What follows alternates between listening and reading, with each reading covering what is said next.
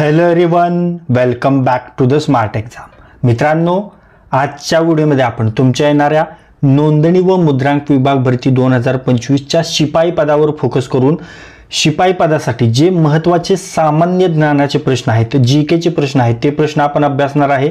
आणि या सिरीजमधील हा तिसरा व्हिडिओ आहे। मित्रांनो, यापूर्वी आपण पहिला आणि दुसरा व्हिडिओ पाहिलेला आहे, त्याची लिंक डिस्क्रिप्शन बॉक्समध्ये दिलेली आहे, तिथे जाऊन ते व्हिडिओ पहा, त्याचा तुम्हाला परीक्षेमध्ये फायदा होणार आहे। आणि त्यानंतर हा तुम्ही व्हिडिओ पहा। ओके, चला तर वेळ न घालवता हा अति महत्त्वाचा व्हिडिओ स्टार्ट करू। पहा, पहिला प्रश्न। यापूर्वीच्या व्हिडिओमध्ये देखील आपण फुल डिटेलमध्ये इन्फॉर्मेशन माहिती घेतली मित्रांनो, त्यामुळे ते व्हिडिओ तुम्हाला पाहायचेच आहेत। ओके, आता पहा, अणुभट्ट्यांमध्ये इंधन म्हणून कशाचा वापर करतात? पहा, अणुभट्ट्यांमध्ये इंधन म्हणून युरेनियमचा वापर करतात। योग्य उत्तर आहे पर्याय क्रमांक 3 युरेनियम। युरेनियमचा ॲटॉमिक नंबर काय आहे? तर तो आहे 92। ओके, आणि युरेनियम हे एक रेडिओ ॲक्टिव्ह खनिज आहे। ओके, रेडिओ ॲक्टिव्ह खनिज आहे, हे लक्षात ठेवा। ओके, आणि याचं अणुविघटन म्हणजेच काय तर न्यूक्लिअर फिजन केल्यावर प्रचंड निर्माण होते आणि म्हणून युरेनियमचा वापर अणुभट्ट्यांमध्ये इंधन म्हणून केला जातो। ओके, हे लक्षात ठेवा। का वापर केला जातो? तर याचं न्यूक्लिअर फिजन होऊन प्रचंड ऊर्जा निर्माण होते म्हणून त्याचा वापर केला जातो। ओके, आणि भारतात अणुऊर्जा प्रकल्पांसाठी मुख्यतः कोणते खनिज वापरतात? तर त्यामध्ये एक तर तुम्हाला सांगितलं युरेनियम एक वापरतात, आणि दुसरं कोणतं वापरतात? तर दुसरं आहे ते आहे थोरियम। ओके, दुसरं आहे ते थोरियम वापरतात, हे लक्षात ठेवा, यांचा वापर होतो। ओके, आणि भारताचा, चला तुमच्यासाठी एक क्वेश्चन मित्रांनो, भारताचा बघूया किती जण राईट आन्सर देत आहेत। सर्वांनी आन्सर करायचे, चुकलं तरी चालेल। ओके, भारताचा पहिला अणुभट्टी प्रकल्प कोणता आहे आपल्या भारताचा? त्याचं नाव तुम्हाला कमेंट बॉक्समध्ये सांगायचे। प्रकल्प कोणता, त्याचे उत्तर कमेंट करायचे। ओके, चला फटाफट कमेंट करा, बघूया किती जण आपलं राईट आन्सर देत आहेत। ओके, भारताचा पहिला अणुभट्टी प्रकल्प कोणता आहे? चला तुमच्यासाठी एक हिंट देतो, मुंबईमध्ये आहे, मुंबईतील ट्रॉम्बेमध्ये तो स्थापन झाला आहे। आता फक्त तुम्हाला नाव सांगायचे, तुम्ही स्कूलमध्ये देखील या प्रकल्पाबद्दल माहिती घेतली। ओके, हे लक्षात ठेवा। चला, सांगितलं आन्सर। ओके, तुम्ही सर्वांनी राईट आन्सर दिला असणार आहे, तर त्याचा आन्सर आहे अप्सरा। ओके, भारताचा पहिला अणुभट्टी प्रकल्प अप्सरा आहे, मुंबईतील ट्रॉम्बेमध्ये स्थापन झालेला आहे। व तारापूर अणुऊर्जा केंद्र जे आहे ते महाराष्ट्रातील पहिले मोठे व्यावसायिक अणुऊर्जा प्रकल्प आहे, हे देखील लक्षात ठेवायचं। ओके, त्यानंतर ऑप्शनमध्ये पहा कोळसा। कोळसा काय आहे? तर कोळसा हा ऊर्जेचा स्रोत आहे, परंतु तो थर्मल म्हणजे औष्णिक ऊर्जा प्रकल्पांमध्ये वापरला जातो। कोळसा कशामध्ये वापरला जातो? तर थर्मल प्रकल्प, औष्णिक ऊर्जा प्रकल्पांमध्ये वापरला जातो। ओके, ऑप्शनमध्ये आहे नियॉन। नियॉन काय? तर हा एक निष्क्रिय वायू आहे। ओके, याचा मुख्यतः उपयोग कशासाठी होतो? लाइटिंगमध्ये होतो। ओके, हे लक्षात ठेवा, नियॉन निष्क्रिय वायू। ओके, त्यानंतर युरेनियम पाहिलं, त्यानंतर हेलियम काय आहे? हेलियम देखील निष्क्रिय वायू आहे। ओके, आणि याचा उपयोग काय होतं? तर फुगे फुगवण्यासाठी। आपण लहानपणी पाहतो हवेत उडणारे फुगे असतात बघा, तर त्यामध्ये जे असतं तो असतो हेलियम वायू, फुगे फुगवण्यासाठी अत्यंत कमी तापमानासाठी याचा वापर केला जातो। ओके, अणुभट्टीमध्ये याचा वापर नाही केला जात, हे लक्षात ठेवा। आणि थोरियम काय आहे? आत्ताच तुम्हाला सांगितलं, थोरियम देखील अणुभट्ट्यांमध्ये, थोरियम देखील रेडिओ ॲक्टिव्ह मूलद्रव्य आणि अणुऊर्जेसाठी अणुभट्ट्यांमध्ये हा देखील वापरतो। म्हणजे तुमच्या माहितीसाठी हा ऑप्शन मी इथे घेतला, हे लक्षात ठेवा। ओके, त्यानंतर मित्रांनो पुढे पाहूया। पहा, हा जो प्रश्न आहे मित्रांनो, तो आपण जे मागचे प्रश्न आहेत त्या प्रश्नामध्ये घेतलेला आहे, आणि या प्रश्नाचे उत्तर तुम्हाला सांगायचं आहे। जर तुम्ही मागचे प्रश्न, मागचा व्हिडिओ जर पाहिला असेल तर यामधील हा प्रश्न आहे, त्यामुळे या प्रश्नाचे उत्तर तुम्हाला यायलाच हवं। चला, जालियनवाला बाग हत्याकांडाच्या निषेधार्थ सर ही पदवी कोणी परत केली? खूप महत्त्वाचा प्रश्न आहे, VIMP क्वेश्चन आहे, त्यामुळे इथे मी घेतलेला आहे, परीक्षेमध्ये येण्याची दाट शक्यता आहे हा प्रश्न, हे लक्षात ठेवा। ओके, त्यामुळे आन्सर कमेंट करायचं आहे, चुकलं तर चुकू द्या, तुमचा कॉन्फिडन्स इन्क्रीज होण्यासाठी याची मदत होते। त्यानंतर पुढे पाहूया। पहा मित्रांनो, हे जे सर्व प्रश्न आहेत ते फुल डिटेलमध्ये आपण पाहतोय, आणि अशाच प्रश्नांची तुमच्या जे नोंदणी व मुद्रांक विभागाची भरती आहे त्यामध्ये जे शिपाई पदाची भरती आहे, शिपाई पदाची भरती, यामध्ये लेवल कोणती आहे तर यामध्ये आहे 10th level. Okay, 10th level. Okay, 10th level. मग 10th लेवलसाठी जे सामान्य ज्ञान आहे ते देखील कसं एकदम महत्त्वाचं, म्हणजे इम्पॉर्टंट सामान्य ज्ञान करणं महत्त्वाचं आहे. काही भरमसाठ करणं गरजेचं नाही आणि त्यावरच फोकस करून आपण 10th लेवलच्या लेवलनुसार 1000 प्रश्नांची PDF बनवलेली आहे. ओके, 1000 प्रश्नांचा आपण महाप्रश्नसंच बनवला आहे. त्यामध्ये आपण 1000 वन लाइनर क्वेश्चन्स घेतले. त्यामध्ये सर्व GK आपण कव्हर केलेले आहेत, सर्व, म्हणजे त्यामध्ये हिस्ट्री, भूगोल, सायन्स आणि पॉलिटिक्स हे सर्व क्वेश्चन्स घेतले. त्यानंतर जगातील पहिले, भारतातील पहिले, विविध जनक म्हणजे हरित क्रांतीचे जनक, धवल क्रांतीचे जनक, त्यानंतर बल्बचा शोध, वाफेचा इंजिनाचा शोध कोणी लावला तर जेम्स वॅट, अशा पद्धतीचे क्वेश्चन्स आपण घेतलेत. वन लाइनर म्हणजे जे परीक्षेमध्ये तुमच्या येण्याची शक्यता आहे तेच प्रश्न तिथे घेतलेत. आणि त्यासाठी तुम्हाला काय करायचं आहे तर त्यासाठी तुम्हाला 98 23 93 18 27 या नंबरवर व्हॉट्सअप मेसेज करायचा आहे. आणि यासाठी आपण खूपच माफक फी ठेवलेली आहे. सध्या ती फी आहे फक्त 49 रुपये. त्यानंतर थोड्या दिवसात आपली ही फ्री देखील फी मध्ये वाढ होणार आहे. त्यामुळे आत्ता लगेच तुम्ही ही PDF मागवून घ्या, त्याचा परीक्षेमध्ये तुम्हाला 100% फायदा होणार आहे. ओके, त्यानंतर पहा, युनियन कार्बाइड वायू दुर्घटना कोणत्या शहरात झाली होती तर ही भोपाळमध्ये झाली होती. ओके, योग्य उत्तर पर्याय क्रमांक 3 भोपाळ. कधी झाली होती तर 3 डिसेंबर 1984 मध्ये ही घटना झाली होती. मध्य प्रदेशातील भोपाळ येथे जी युनियन कार्बाइड कंपनी आहे त्या कंपनीच्या रासायनिक कारखान्यातून, ही युनियन कार्बाइड रासायनिक कंपनी, आणि या कारखान्यातून मिथाइल आयसोसायनाइट या वायूची गळती झाली होती. पहा, हा देखील प्रश्न बऱ्याच वेळा विचारलेला आहे IBPS ने, हे लक्षात ठेवा.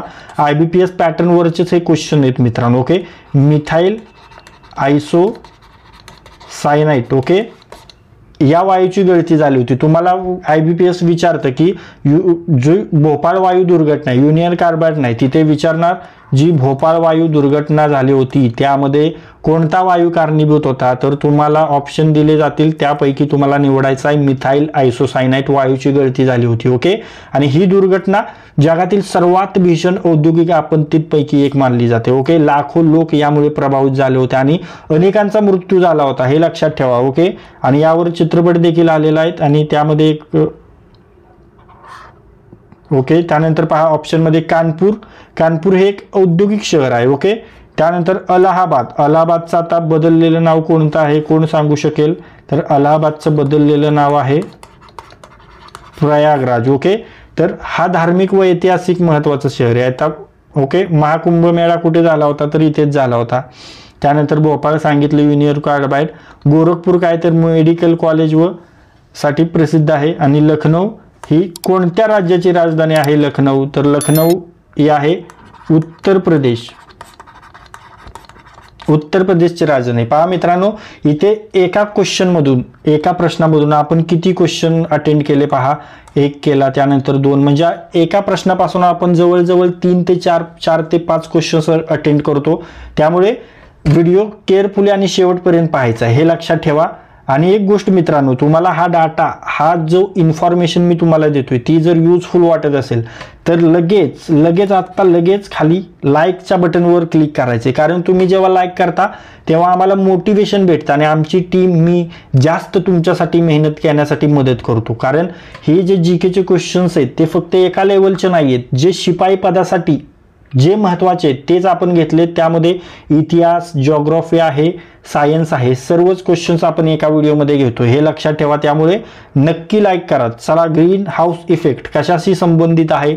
ग्रीन हाऊस इफेक्ट हे वातावरणातील बदलाशी संबंधित आहे. योग्य उत्तर पर्याय क्रमांक 3 वातावरणातील बदल. ओके, ग्रीन हाऊस इफेक्ट म्हणजे काय तर पृथ्वीच्या वातावरणात carbon dioxide, methane, nitrous oxide यांसारख्या वायूंच्या वाढीमुळे पृथ्वीचं तापमान बदलतं. ओके, ग्लोबल वॉर्मिंग होते आणि त्यामुळे हवामानातील बदल, समुद्र पातळी वाढते, हवामानाची टोकाची परिस्थिती इत्यादी इफेक्ट घडतात, हे लक्षात ठेवा.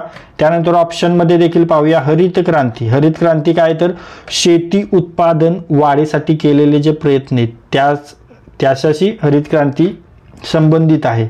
आता तुमच्यासाठी प्रश्न विचारतो, भारतातील हरित क्रांतीचे जनक कोण आहेत? मागच्या प्रश्नांमध्ये आपण पाहिलं तर ते आहेत MS स्वामी. चला तुम्ही सांगायचे जगातील हरित क्रांतीचे जनक, लगेच कमेंट करा. चला कमेंट करायचं आहे. ओके, जगातील हरित क्रांतीचे जनक लगेच कमेंट करा. मी तुम्हाला राईट आन्सर पुढे सांगतोय. ओके, पहा, भारतातील हरित क्रांतीचे जनक आहेत MS स्वामीनाथन. ओके, त्यानंतर धवल क्रांती, दुग्ध क्रांती, याचे कोण आहेत जनक? तर याचे जनक आहेत वर्गीस कुरियन. ओके, धवल क्रांतीचे जनक आहेत भारतात वर्गीस कुरियन. ओके, आणि तुम्हाला प्रश्न विचारला होता जागतिक हरित क्रांतीचे जनक, ते आहेत नॉर्मन बोरलॉग. ओके, कोण? ते आहेत नॉर्मन बोरलॉग. सर्व प्रश्न महत्त्वाचे आहेत, एक्झाम ओरिएंटेड आहेत, इथूनच क्वेश्चन्स येणार आहेत. आणि 1000 जी PDF आहे त्यामध्ये देखील हे क्वेश्चन्स आहेत. डोंट वरी, हे लक्षात घ्या.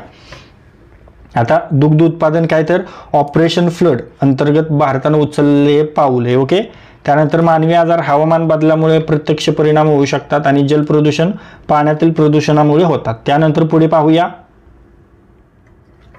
पहा, भारतीय राज्यघटना म्हणजे पॉलिटिक्स, राज्यघटनेशी संबंधित आहे. राज्यघटनेच्या कलमान्वये अस्पृश्यतेची प्रथा नष्ट करण्यात आली असून अस्पृश्यता पाळणे हा गुन्हा ठरविण्यात आला आहे. पहा मित्रांनो, अस्पृश्यता पाळण्या कोणत्या कलमान्वये गुन्हा ठरवण्यात आलेला आहे? हा देखील IBPSचा खूप फेवरेट प्रश्न आहे. VIMP करा, हा प्रश्न तुमच्या एक्झाममध्ये दिसणारच आहे, हे लक्षात ठेवा. तर अस्पृश्यता प्रथेच्या नष्ट करण्यासाठी म्हणजे अस्पृश्यता पाळणे हा गुन्हा कोणत्या कलमानुसार ठरवण्यात आलाय? कलम 17. ओके, योग्य उत्तर पर्याय क्रमांक 1 कलम 17 नुसार. ओके, भारतीय राज्यघटनेच्या कलम 17 मध्ये स्पष्टपणे अस्पृश्यतेची प्रथा नष्ट केली असून कोणत्याही स्वरूपात अस्पृश्यतेचे पालन करणे हा कायदेशीर गुन्हा ठरवण्यात आलेला आहे मित्रांनो.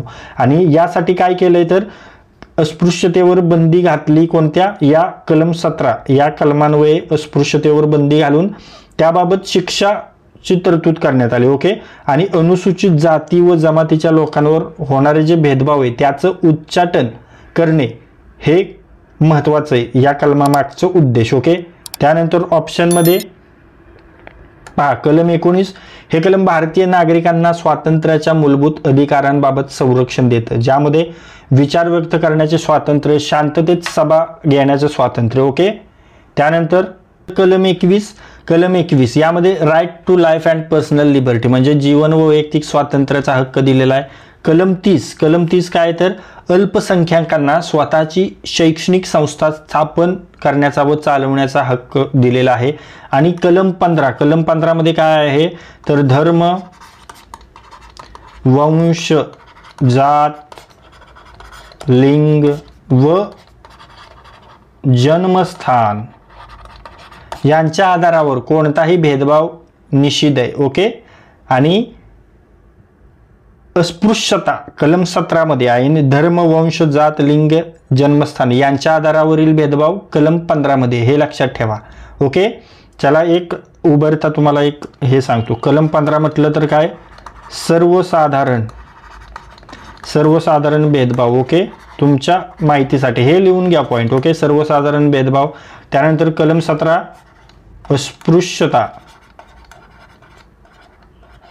अस्पृश्यतेविरुद्ध. ओके, त्यानंतर कलम 19 व्यक्ती स्वातंत्र्य. कलम 21 काय आहे तर जीवन व स्वातंत्र्याचा हक्क. आणि कलम 30 काय आहे तर अल्पसंख्याकांचे शैक्षणिक हक्क. ओके, हे महत्त्वाचे पॉइंट थोडक्यात तुम्हाला सांगितले. त्यानंतर पुढे पाहूया. भारताच्या राष्ट्रपती श्रीमती द्रौपदी मुर्मू कोणत्या राज्यातील आहेत? त्या आहेत ओडिसाच्या. योग्य उत्तर पर्याय क्रमांक 1 ओडिसाच्या. हा देखील खूप महत्त्वाचा प्रश्न आहे मित्रांनो. हा देखील तुमच्या परीक्षेमध्ये प्रश्न येणार म्हणजे येणारच. ओके,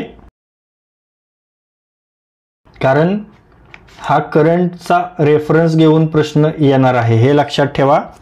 पहा, द्रौपदी मुर्मू भारताच्या कितव्या राष्ट्रपती आहेत तर त्या आहेत 15व्या राष्ट्रपती. आणि आदिवासी जमातीमधून येणाऱ्या कितव्या क्रमांकाच्या राष्ट्रीय आहेत आदिवासी जमातीतून? हा प्रश्न येणार म्हणजे येणारच, हे लक्षात ठेवा. IBPS यावरच प्रश्न विचारतं. तर या आदिवासी जमातीमधून येणाऱ्या पहिल्या राष्ट्रपती आहेत मित्रांनो. ओके, आणि त्यांचा जन्म कोणत्या ठिकाणी झाला तर ओडिसामध्ये झाला. ओके, ओडिसामध्ये कुठे? ओडिसामध्ये मयूरभंज. ओडिसामध्ये मयूरभंज येथे यांचा जन्म झालेला आहे. आणि कोणत्या गावात? मयूरभंज म्हणजे कोणत्या गावात? जे उपरबेडा जे गाव आहे त्या गावात यांचा जन्म झालेला आहे. ओके, आणि त्यांनी इथे राष्ट्रपती बनण्यापूर्वी कोणती पदं भूषवत होत्या त्या? तर त्या 2015 ते 2021 दरम्यान झारखंड, ओके, झारखंडच्या राज्यपाल म्हणून कार्यरत होत्या. ओके, हे लक्षात ठेवायचं आहे. त्यांनी झारखंडच्या राज्यपाल म्हणून काम केलं, हे लक्षात ठेवा. ओके, त्यानंतर समोरचा प्रश्न पाहूया.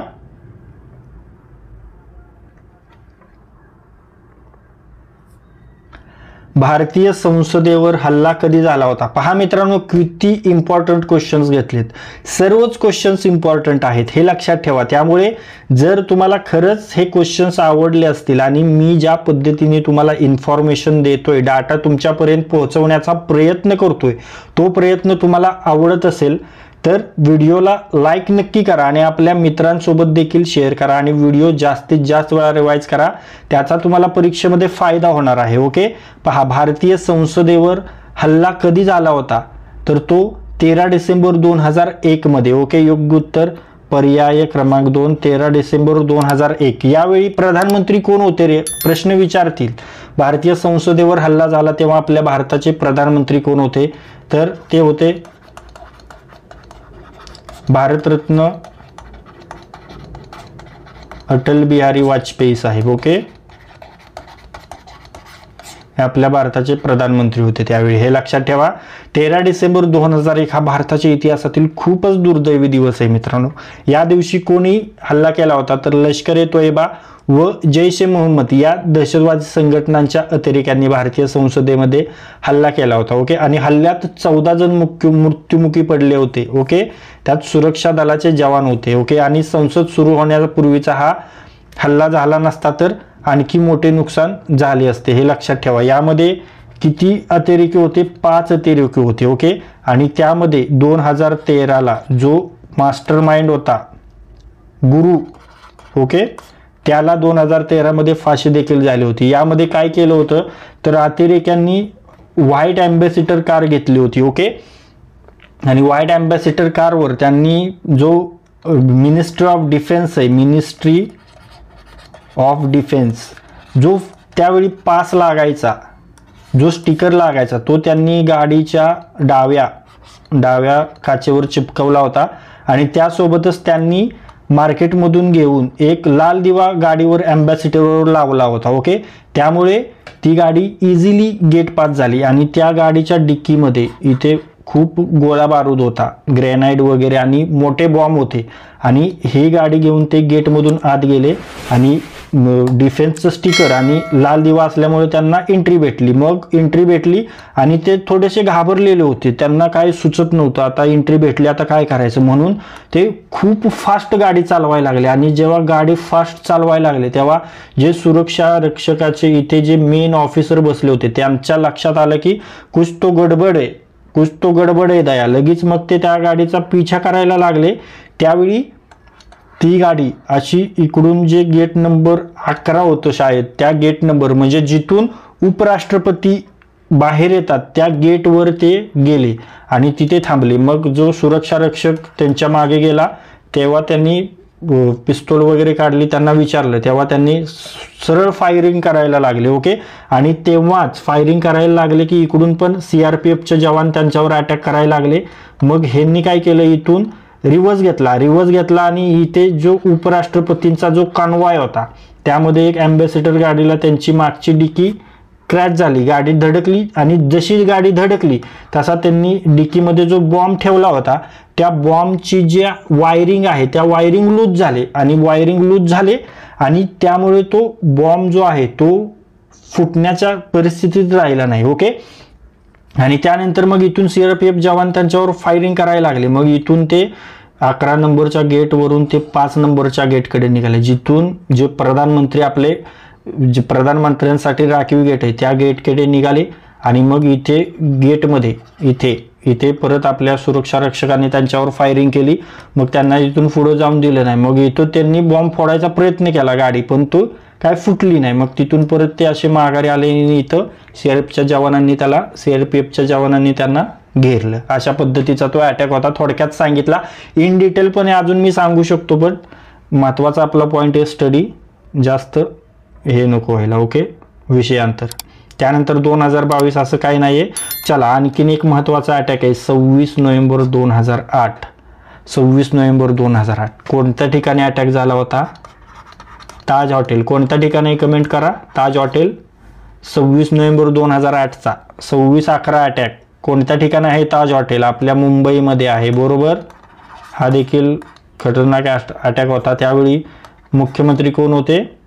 अशोक चव्हाण होते आणि त्यामुळे त्यांनी राजीनामा देखील दिला होता आपल्या पदाचा, हे लक्षात ठेवा. आणि 26/11/2008 हा मुंबईवर मोठा अतिरेकी हल्ला होता आणि ज्याला 26/11 मुंबई हल्ला म्हणून ओळखलं जातं, बरोबर. त्यानंतर समोरचा प्रश्न पाहूया. पहा, भारतीय संविधानाने अनुच्छेद 102 नुसार खालीलपैकी कोणते कारण भारतीय संसदेच्या कोणत्याही सभागृहाचा सदस्य म्हणून अपात्रतेचे कारण असू शकत नाही? ओके, तर जर तो खुनाचा आरोपी असेल तर, ओके, योग्य उत्तर पर्याय क्रमांक 4. जर तो खुनाचा आरोपी असेल तर भारतीय संविधानाचा अनुच्छेद 102 हे सांगतो की सभागृहाचा सदस्य जर खालीलपैकी कोणत्याही कारणास्तव अपात्र ठरला तर त्याचे सभासदत्व रद्द होऊ शकते. ओके, त्यामध्ये कारण कोणकोणती आहेत ते पहा. मानसिक अस्वस्थता आणि सक्षम न्यायालयाचा निर्णय. ओके, परदेशी नागरिकत्व त्याने स्वीकारले असेल तर, संसदेद्वारे केलेल्या कायद्यांतर्गत तो अपात्रता असेल तर. ओके, पण फक्त खुनाचा आरोपी असल्यामुळे सदस्य अपात्र ठरू नये. म्हणजे जोपर्यंत तो दोषी ठरवला जात नाही तोपर्यंत त्याच्यावर कोणतीही कारवाई, पण आरोपी आहे तर त्याच्यावर कोणताही अपात्रता ठरत नाही, हे लक्षात ठेवा. ओके, त्यानंतर पुढे पाहूया. पहा, लोकसभा खासदार होण्याची किमान वय किती असावे? लोकसभा खासदार होण्यासाठी किमान वय असावे 25 वर्षे. ओके, योग्य उत्तर पर्याय क्रमांक 4 25 वर्षे. ओके, भारताच्या राज्यघटनेनुसार लोकसभेचा सदस्य होण्यासाठी उमेदवाराचे वय किमान 25 वर्ष असावे, हे लक्षात ठेवा. लोकसभेतील प्रतिनिधी प्रत्यक्ष सार्वत्रिक प्रौढ मतदानाने प्रादेशिक मतदारसंघातून निवडले जातात, बरोबर. तर 18 वर्ष काय आहे तर मतदानाचा हक्क आहे. मतदानाचा हक्क कधी भेटतो? जेव्हा वयाची 18 वर्ष पूर्ण होतात तेव्हा. ओके, 35 वर्ष कोणासाठी आहे तर राष्ट्रपती आणि उपराष्ट्रपती, बरोबर. त्यानंतर 21 वर्ष स्थानिक स्वराज्य संस्था. स्थानिक स्वराज्य संस्था यामध्ये कोण कोण येतं? पंचायत समिती आहेत, नगरपालिका, बरोबर, जिल्हा परिषद. त्यानंतर 30 वर्ष तर राज्यसभा. राज्यसभेचा सदस्य होण्यासाठी वयाची 30 वर्ष पूर्ण होणे आवश्यक आहे, बरोबर. पहा किती महत्त्वाचे पॉईंट आपण सांगतोय तुम्हाला. त्यानंतर पुढे पाहूया. भारतीय राज्यघटनेच्या कलम 81 नुसार लोकसभेची जास्तीत जास्त सदस्य संख्या किती ठरवण्यात आली आहे? कलम 81 नुसार तर ती आहे 552. ओके, योग्य उत्तर पर्याय क्रमांक 3 552. भारतीय संविधानाच्या आर्टिकल 81 नुसार लोकसभेची जास्तीत जास्त सदस्य संख्या 552 ठरवण्यात आली. ओके, त्यानंतर पहा 530 जे सदस्य असतात ते राज्यांचे प्रतिनिधित्व करतात. 20 सदस्य केंद्रशासित प्रदेशातून निवडून येतात. ओके, आणि लोकसभेची वास्तविक सदस्य संख्या किती आहे? 545 आहे, हे लक्षात ठेवा.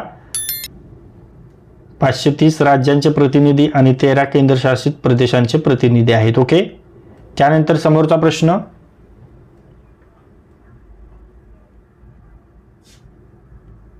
पहा, संसदीय शासन पद्धती कोणत्या देशात विकसित झाली? मित्रांनो, यावर देखील डायरेक्ट प्रश्न येतो, हे लक्षात ठेवा. ती झाली इंग्लंडमध्ये. ओके, डायरेक्ट प्रश्न येतो, संसदीय शासन पद्धती कोणत्या देशात विकसित झाली? 4-5 पर्याय भेटतील, तिथे तुम्हाला आन्सर द्यायचं आहे इंग्लंड. ओके, आणि हेच प्रश्न आपण सरळ सरळ वन लाईनर स्वरूपात घेतलेत. ओके, आणि ती आहे 1000 प्रश्नांची GKची महाप्रश्नसंच आहे. तो मिळवण्यासाठी 98 23 93 18 27 या नंबरवर व्हॉट्सअप मेसेज करायचा आहे, कॉल नाही करायचा. आणि माफक फी आहे फक्त 49 काही दिवसांसाठी, त्यानंतर फी वाढवणार आहे. ओके, लगेच PDF मागवून घ्या आणि आपल्या तयारीला एक वेगळी दिशा द्या. ओके, त्यानंतर पुढे पाहूया. अमेरिकेमध्ये कोणती प्रणाली आहे? अध्यक्षीय. फ्रान्समध्ये अर्धसंसदीय. नेपाळमध्ये संसदीय प्रणाली आहे आणि जर्मनीमध्ये फेडरल पार्लमेंटरी प्रणाली आहे. ओके, त्यानंतर समोरचा प्रश्न, भारतातील राष्ट्रीय आणीबाणीचा कालावधी कोणता होता? राष्ट्रीय आणीबाणीचा कालावधी 1975 ते 1977. योग्य उत्तर पर्याय क्रमांक 1, 1975 ते 1977. भारतात 25 जून 1975 रोजी आणीबाणी जाहीर झाली व ती कधी संपली? 21 मार्च 1977 रोजी संपली. ओके, आणि हे आणीबाणी कोणतं कारण दिलं होतं? अशांतता. कसली अशांतता? तर अंतर्गत अशांतता, यामुळे ही आणीबाणी जाहीर करण्यात आली होती. ओके, त्यानंतर समोरचा प्रश्न पाहूया. मायक्रोसॉफ्टची स्थापना कोणी केली? मायक्रोसॉफ्टची स्थापना बिल गेट्स यांनी केली. ओके, योग्य उत्तर पर्याय क्रमांक 2, बिल गेट्स. मायक्रोसॉफ्ट ही जगप्रसिद्ध बहुराष्ट्रीय संगणक तंत्रज्ञान कंपनी आहे. हिची स्थापना कधी झाली होती? 4 एप्रिल 1975. हा संगणकशी रिलेटेड प्रश्न आहे मित्रांनो. संगणकावर देखील प्रश्न येतात, हे लक्षात ठेवा. कम्प्युटर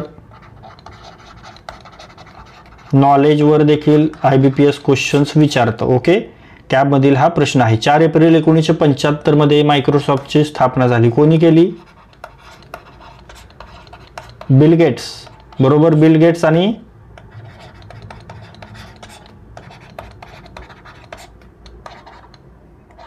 पॉल ॲलन यांनी मिळून मायक्रोसॉफ्टची स्थापना केली. स्थळ कोणतं आहे? कोणत्या ठिकाणी केली? Albuquerque. Okay, Albuquerque, new Mexico,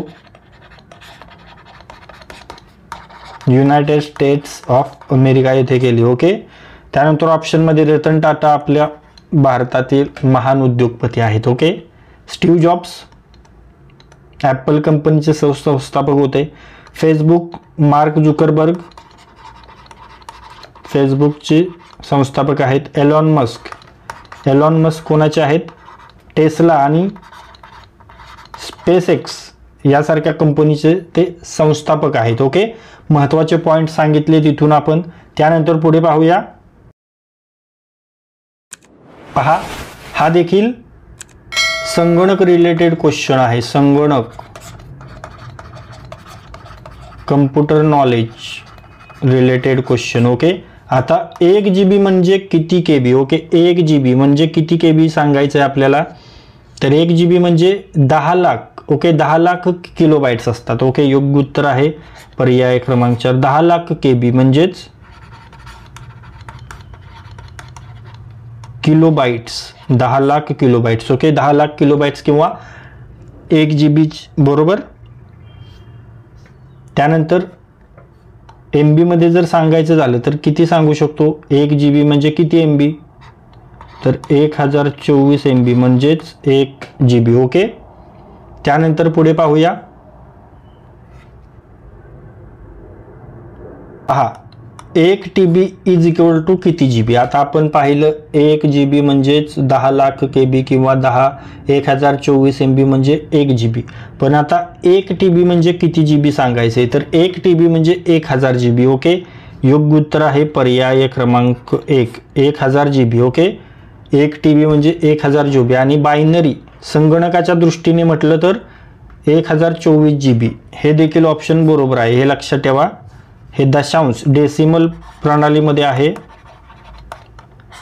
1000 GB डेसिमलमध्ये सांगितलं. आणि बायनरी प्रणाली, बायनरी लँग्वेज कोणाची आहे, बायनरी सिस्टीम यानुसार, म्हणजेच ही संगणकाची लँग्वेज, संगणकाच्या दृष्टीने कोणती झाली तर ती 1024 GB म्हणजे 1 TB. ओके. सामान्यतः संगणक विक्री मोबाईल स्टोरेजमध्ये डेसिमल प्रमाण वापरलं जातं, हे लक्षात ठेवा. तर मित्रांनो, आत्तापर्यंत जे काही प्रश्न आपण पाहिलेले आहेत त्या प्रश्नापैकी काही प्रश्न मी तुम्हाला विचारणार आहे, त्याचे उत्तर तुम्हाला कमेंट बॉक्समध्ये सांगायचे. तुमच्यासाठीचा प्रश्न पहा. अणुभट्ट्यांमध्ये इंधन म्हणून कशाचा वापर करतात? आपण डिटेलमध्ये पाहिलेला प्रश्न आहे, आन्सर कमेंट करायचे. ओके. त्यानंतर समोरचा प्रश्न, भारतीय संसदेवर हल्ला कधी झाला होता? एकदम मी तुम्हाला व्हिज्युअल करून सांगितलं, व्हिज्युअलायझेशन केलं या अटॅक संबंधी. ओके. त्यामुळे हा क्वेश्चन तुम्हाला व्यवस्थित लक्षात राहिला असेल. भारतीय संसदेवर हल्ला कधी झाला होता हे तुम्हाला कमेंट बॉक्समध्ये सांगायचं. ओके. आणि हा पण फुल डिटेलमध्ये पाहिलेला प्रश्न आहे, बरोबर. एकदम व्हिज्युअलायझेशन करून मी हा बद्दलची तुम्हाला माहिती दिलेली आहे, त्यामुळे हा क्वेश्चन तुमच्या व्यवस्थित लक्षात राहिला असेल. आणि अशाच पद्धतीने आपण जी PDF बनवलेली आहे, जे GK चा महाप्रश्न संच बनवलेला आहे, GK चा 1000 वन लाइनर क्वेश्चन्सचा, तर त्यामध्ये देखील असे प्रश्न आपण सरळ घेतलेत. आणि IBPS तुम्हाला हेच क्वेश्चन विचारणार आहे, 10th लेवलचे, SSC लेवलचे क्वेश्चन विचारणार आहेत. आणि या PDF मध्ये आपण तेच केलेले आहे. IBPS, TCS, test board, NCERT ज्या सेंट्रलच्या एक्झाम आहेत त्यामध्ये अशा पद्धतीचे जे सर्व क्वेश्चन आहेत ते आपण तिथे घेतले. त्यामुळे तुमच्या परीक्षेसाठी ती PDF खूप महत्त्वाची आहे. त्यामध्ये सर्व एक्झाम ओरिएंटेड क्वेश्चन आहेत, त्यामुळे ती PDF लगेच मागवून घ्या. ओके. त्यासाठी तुम्हाला 98 23 93 18 27 या नंबरवर व्हॉट्सअप मेसेज करायचा आहे. आणि याच नंबरवर 49 रुपये फी करायची, एकदम माफक फी आहे. थोड्या दिवसात ही फी वाढणार आहे, त्यामुळे आत्ताच ती PDF तुम्ही मागवून घ्या, त्याचा तुम्हाला परीक्षेमध्ये फायदा होणार आहे. आणि या व्हिडिओमध्ये आज आपण मित्रांनो तुमच्या येणाऱ्या नोंदणी व मुद्रांक विभागाचे जे शिपाई पद आहे त्या पदावर फोकस करून जे शिपाई पदासंबंधीचे जे महत्त्वाचे GKचे प्रश्न आहेत ते GKचे प्रश्न अभ्यासलेले आहेत. आणि हे सर्व प्रश्न आपण फुल डिटेलमध्ये अभ्यासलेले आहेत. एका प्रश्नावर आपण फुल विश्लेषण केलेलं आहे, ज्याचा तुम्हाला येणाऱ्या परीक्षेसाठी खूप फायदा होणार आहे. त्यामुळे हा व्हिडिओ जास्तीत जास्त वेळा पहा आणि हा व्हिडिओ जास्तीत जास्त वेळा रिवाइज करा. आणि जर हा व्हिडिओ तुम्हाला युजफुल वाटला असेल तर या व्हिडिओला लाईक करा. हा व्हिडिओ आपल्या कमीत कमी 10 मित्रांसोबत शेअर करा. आणि जर हा व्हिडिओ तुम्ही पहिल्यांदाच आपल्या स्मार्ट एक्झाम चॅनलवर पाहत असाल तरी आपल्या स्मार्ट एक्झाम चॅनलला सबस्क्राईब करा आणि बेल आयकॉनला हिट करा. तर लाईक करा, शेअर करा आणि सबस्क्राईब करा. Thank you.